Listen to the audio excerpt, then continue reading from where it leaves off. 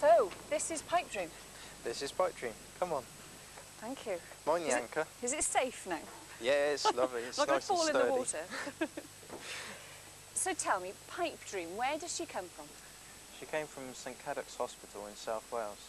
But you don't normally get boats from a hospital, Bob. Clarify.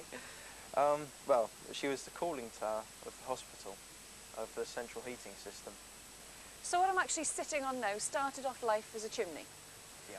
But She's 95 foot tall. So where did you get the idea from?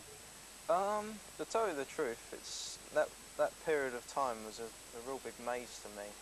I mean, I was trying to figure out the cheapest way of building a boat for some time. And then one day I was just following a petrol tanker down the road, and I thought, you know, that would float, and it would give you quite a good starting point to begin from. Then I started looking around, and I couldn't really find a petrol tanker, but I had a chat to a couple of tube manufacturers, you know, and managed to locate this up in Yorkshire. So you purchased it. How much did it cost? £1,750. That was for the main tube and both outriggers. So you got them, they were sort of loaded on the lorry, delivered to you. Yeah. But how did they get from that to what I'm sitting on now? Well, about a year's worth of welding. So why a trimaran? The Trimaran was the only real way to make a round tube like this stable.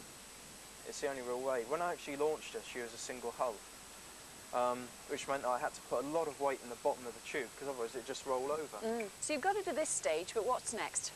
Well, as soon as I've got sponsorship, I'm going to take her around the world, setting off hopefully the end of this year or around about. And you're confident that she can do it? Yeah, no worries. But is she equipped for you to live on a boat like this for that length of time? Very definitely so. Let me show you. This is After you? the area where we've been living. I've been living for the last 3 months. I'm with my wife for about 3 weeks.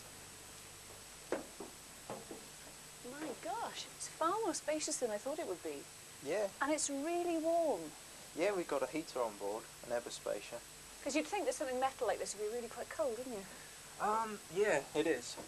But I'm using cork tiles to insulate. I also have a headlining over the top, which is why some of these cork tiles are a little bit skew with.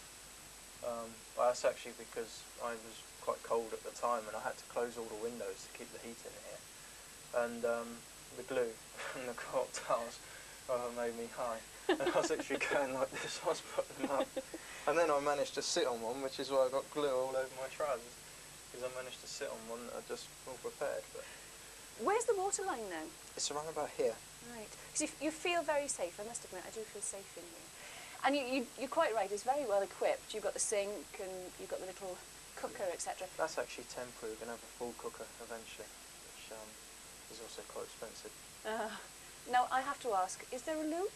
Yep, it's in that white compartment there, a loo and shower. Right, very discreet, I have to say. And what about, this is obviously the area where you sit to eat and you're going to read your books or whatever. And watch TV. And watch TV. Oh yes, it's tucked away over there.